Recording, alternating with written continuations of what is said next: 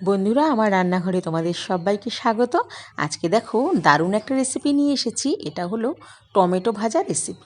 তো এই টমেটো ভাজাটা কিন্তু ভীষণ সুন্দর লাগে, আর এরকম কাঁচা পাকা মিশিয়েই করবে। পাকা একটু কম নেবে আর কাঁচাটা একটু বেশি নেবে, নিয়ে এইরকমভাবে সেভ করে কেটে নেবে টমেটোগুলোকে।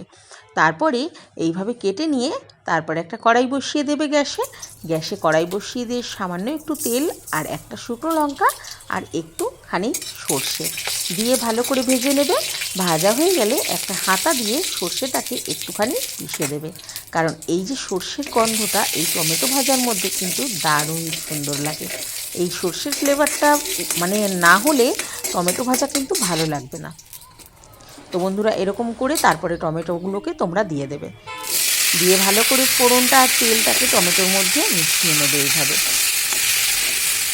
মেশানো হয়ে গেলে এর মধ্যে দিয়ে দেবে নুন, দিয়ে দেবে আর হলুদ, আর কিছু কাঁচা লঙ্কা চিড়ে দিয়ে দেবে। কাঁচা লঙ্কার ফ্লেভারটা এই টমেটো ভাজাতে কিন্তু খুবই ভালো লাগে। আর ঝালটা কিন্তু তোমরা যে যার পছন্দ মতো দেবে। তো আমার একটু এই রেসিপিটা ঝালঝালি বেশি পছন্দ লাগে।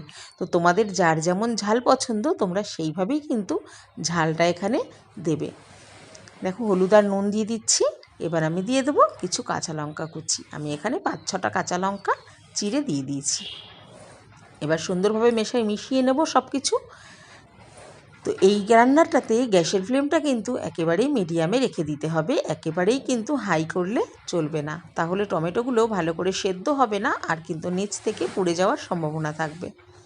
তাই মিডিয়াম করে রান্নাটা করবে। এখানে কোনো জল ব্যবহার করব না, টমেটো থেকেই যা জল বেরোবে সেই জলেই টমেটোটা ভাজা হয়ে যাবে। তো দেখো বন্ধুরা, এইভাবে মিডিয়াম ফ্লেমে রেখে আমি নাড়াচাড়া করতেই থাকছি, কারণ মানে খুবই নাড়াচাড়া করতে হবে এটা। একেবারেই কিন্তু বেশিক্ষণের জন্য নাড়াচাড়া না করলে হবে না, তাহলে নিচ থেকে কিন্তু লেগে যাবে কড়াইতে আর পুড়ে যেতে পারে তখন। তার জন্য নাড়াচাড়া করতে হবে, দাঁড়িয়ে থেকেই রান্নাটা করে নিতে হবে।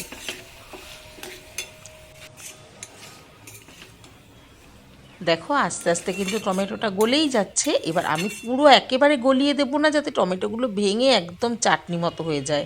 এরকম বেশি একটু গোটা গোটা থাকবে।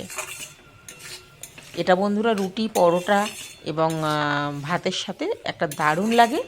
আর তোমরা কিন্তু এটা ভাতের লাস্ট পাতেও খেতে পারো, অল্প কটা ভাত দিয়ে। বন্ধুরা, যারা নতুন আমার ভিডিও দেখছো তারা কিন্তু আমার চ্যানেলটিকে অবশ্যই সাবস্ক্রাইব করে দিও প্লিজ। আর লাইক কমেন্ট অবশ্যই করো, আর তোমার বন্ধুদের সঙ্গেও আমার রেসিপিগুলো একটু শেয়ার করে দিও। তো বন্ধুরা, আবার আসবো তোমাদের কাছে নতুন নতুন রেসিপি নিয়ে।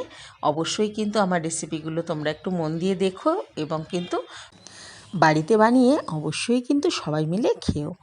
আর বন্ধুরা, ভালো থেকো কিন্তু। টাটা।